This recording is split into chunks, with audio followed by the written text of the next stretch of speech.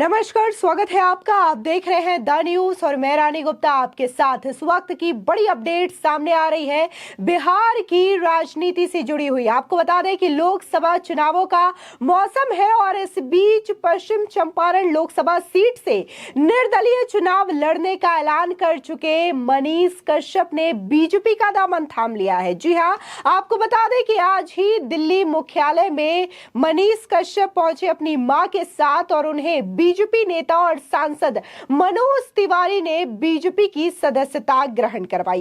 इस दौरान बीजेपी में शामिल होते ही एक बार फिर से यूट्यूबर और पत्रकार मनीष कश्यप ने लालू और तेजस्वी परिवार के खिलाफ जमकर दहाड़ लगाई। उन्होंने ये कहा कि अब मैं बीजेपी में शामिल हो चुका हूं और बीजेपी के साथ मिलकर के मुझे बिहार को एक अच्छा राज्य बनाना है, एक समृद्ध राज्य बनाना है। साथ ही उन्होंने इस दौरान लालू यादव और तेजस्वी यादव पर भी जोरदार हमला बोला है। सुनिए बीजेपी में ज्वाइन होते ही मनीष कश्यप ने क्या कहा। मेरी माँ जो है मुझे लेके आई है। मनोज भैया के साथ हम लोग जो है कल बिहार से आए और इन लोगों के वजह से ही मैं जेल से निकल पाया। मेरा बुरा दिन जो है मेरे जिंदगी का खत्म हो पाया, इसलिए मैं बीजेपी में ज्वाइन किया और बिहार को मजबूत करना है। बिहार में जो लालू परिवार जो बिहार को लूट के बर्बाद किया, खसोट लिया पूरे बिहार को, तो इसलिए जो है मैंने बीजेपी ज्वाइन किया। बीजेपी के साथ अब मिलकर जो है मैं बिहार को मजबूत करूंगा। देखिए, जो आरोप लगाया गया पटना कोर्ट ने सारा केस में जो है मुझे बेल ही नहीं, मुझे उस कोर्ट में बाइज्जत बरी भी कर दिया। एनए से मेरे ऊपर से हटा दिया गया, तो ये बहुत बड़ी बात है। और मेरी लड़ाई पहले भी जो है सनातन को जो बदनाम करते थे, जो राष्ट्रवाद के खिलाफ लोग थे, उन लोगों के खिलाफ मेरी लड़ाई पहले भी थी, आज भी है। क्या बोलना चाहिए, आज बहुत हम खुश हैं। मेरा लड़का बीजेपी ज्वाइन कर लिए, बहुत खुश है, बहुत खुश है। लेकिन उनको जेल भी भेजा गया, उन्होंने बहुत तकलीफें भी देखी। क्या बोलना चाहिए? अच्छा, भगवान आपने ठीक है, भगवान वो चाहे कि जेल में गए तो जेल में चल गया, भगवान जब चाहे तो निकल गया। आज भगवान के मर्जी से आज ये सब हो रहा है। बीजेपी को ज्वाइन हमको बहुत दिन से बोलते हैं कि जे बीजेपी जाकर ज्वाइन कर लो, तो ठीक है, आज हो गया, भगवान सब सुन लिए।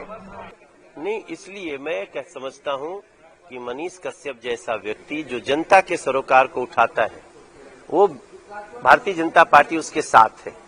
और मनीष को मैं शुरू से जानता हूँ, वो गरीबों का भला चाहता है और गरीबों का भला करने के लिए आज मोदी जी के साथ वो आए हैं और हम उनके हर भावना का ख्याल रखेंगे, उनका बहुत सम्मान करेंगे। नहीं, हम तो बताएं आपको कि कन्हैया कुमार पहले अपनी पार्टी से निपट लें, पहले कांग्रेस से लड़ लें, पहले आम आदमी पार्टी से लड़ लें, उसके बाद हम उनका स्वागत करेंगे, बहुत अच्छे से स्वागत करेंगे ऐसे टुकड़े टुकड़े गैंग के नेताओं का।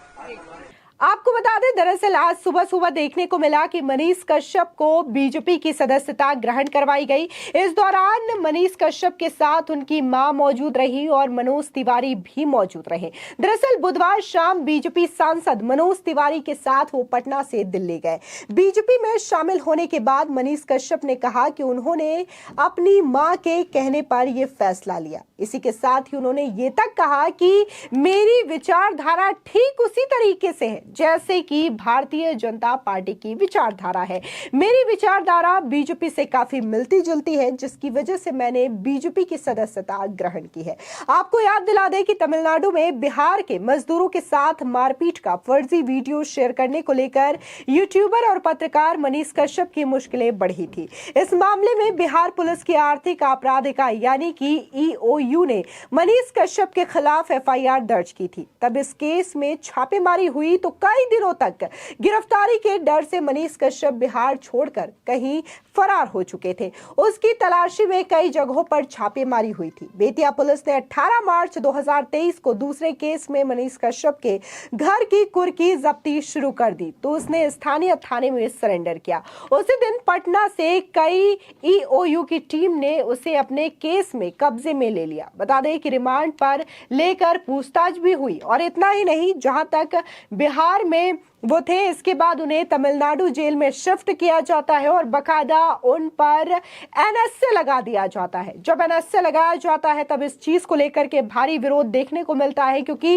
एनएसए की अगर बात करें तो एनएसए किसी ऐसे शख्स पर लगाया जाता है जो कि आतंकवादी गतिविधियों में लिप्त होता है या फिर उसकी वजह से देश को खतरा होता है। लेकिन बात अगर हम मनीष कश्यप की करें तो मनीष कश्यप ने मात्र एक वीडियो शेयर किया था जहां पर उसने बिहारी मजदूरों के साथ जो अत्याचार हो रहा था, जिस तरीके से उनके साथ व्यवहार किया जा रहा था तमिलनाडु में, उस चीज को लेकर के उन्होंने आवाज उठाई थी। ऐसे में तमाम गुट जो थे वो मनीष कश्यप के साथ नजर आए और बाकायदा एनएसए को लेकर के विरोध किया गया, जिसका देखने को मिला कि बाद में सुप्रीम कोर्ट ये मामला जाता है और सुप्रीम कोर्ट एनएसए हटा देता है। यानी कि एनएसए मामले में सुप्रीम कोर्ट मनीष कश्यप को क्लीन चिट दे देता है, जिसके बाद मनीष कश्यप की जमानत हो जाती है। और जब वो गांव पहुंचते हैं तब वो लगातार लालू यादव पर हमला करते हुए नजर आते हैं। उनके जो बेटे हैं तेजस्वी यादव, उन पर भी हमला करते हुए नजर आते हैं। इस दौरान जब वो अपने गांव पहुंचते हैं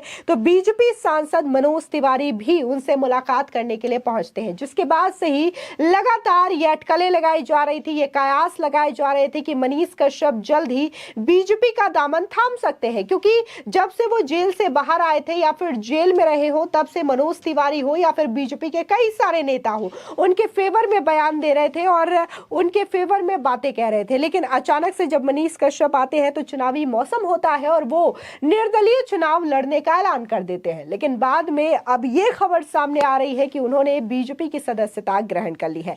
आपको बता दें कि जब मनीष कश्यप जेल नहीं गए थे तब भी उनका एक वीडियो सोशल मीडिया पर काफी ज्यादा वायरल हुआ था, जिसमें उन्होंने लालू और तेजस्वी की जो पूर्व सरकारें रही थी उनको लेकर के भांडाफोड़ किया था और ये भी कहा था कि अगर वो जिस तरीके से आवाज उठाते हैं और उन्हें जेल जाना पड़े तो याद रख ले कि 40 से 50 दिनों के भीतर तख्ता पलट हो जाएगा। और कहीं ना कहीं ये चीजें देखने को भी मिली। जब मनीष कश्यप जेल जाते हैं तो बकायदा ये चीजें होती है। तेजस्वी यादव जिस तरीके से उप मुख्यमंत्री बने हुए थे तो तत्काल तख्ता पलट हो जाता है और एक बार फिर से नीतीश कुमार जो है वो बीजेपी के साथ मिलकर के सरकार बना लेते हैं। यानी कि इस वक्त एनडीए की सरकार बिहार में शासन कर रही है और ऐसे में अनुमान लगाया जा रहा है कि हालांकि लोकसभा चुनावों को लेकर के या फिर लोकसभा सीट को लेकर के फिलहाल कोई चीजें डिसाइड नहीं है कि मनीष कश्यप को क्या सीट मिलेगी या चुनाव वो लड़ेंगे नहीं लड़ेंगे, लेकिन इस बात पे चीजें पक्की हो चुकी है कि एनडीए के समर्थन में मनीष कश्यप जो है वो प्रचार करते हुए नजर आएंगे। और मनीष कश्यप अगर बिहार में प्रचार करते हैं तो जाहिर तौर पर वो बार बार लालू यादव और तेजस्वी यादव पर हमला बोलेंगे, जिससे कि एनडीए को फायदा होगा, जिससे कि बीजेपी को फायदा होगा।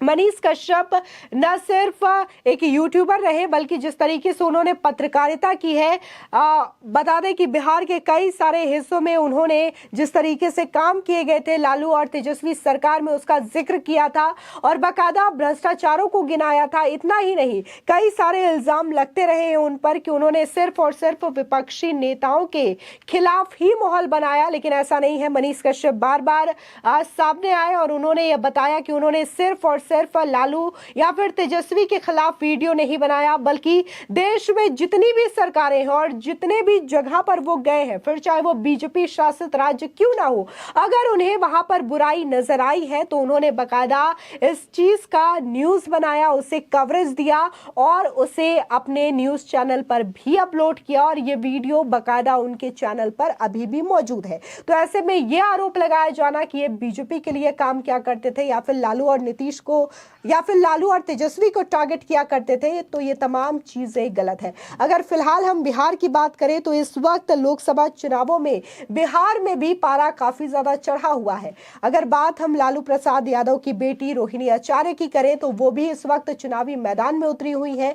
आरजेडी के टिकट से वो चुनाव लड़ रही है, लेकिन लगातार उनके द्वारा प्रधानमंत्री मोदी के साथ साथ बीजेपी के तमाम नेताओं पर आपत्तिजनक और अभद्र टिप्पणी का इस्तेमाल किया जा रहा है। इतना ही नहीं, लालू यादव की बेटी मीसा भारती भी इस वक्त चुनावी मैदान में है और उन्होंने भी प्रधानमंत्री मोदी और बीजेपी के कई सारे नेताओं को जेल में भेजने की बात तक कह दी है। उनका कहना है कि अगर इंडिया अलायंस की सरकार बनती है तो न सिर्फ प्रधानमंत्री मोदी बल्कि बीजेपी के कई सारे नेता सलाखों के पीछे होंगे। हालांकि बाद में उन्होंने अपने बयान का बचाव भी किया, यू टर्न भी ले लिया, लेकिन इसका कोई भी फायदा अब जनता पर पड़ता हुआ नजर नहीं आ रहा है। फिलहाल इस पूरे मामले को लेकर के आपकी क्या राय है, हमारे कमेंट सेक्शन में जरूर बताएं। धन्यवाद।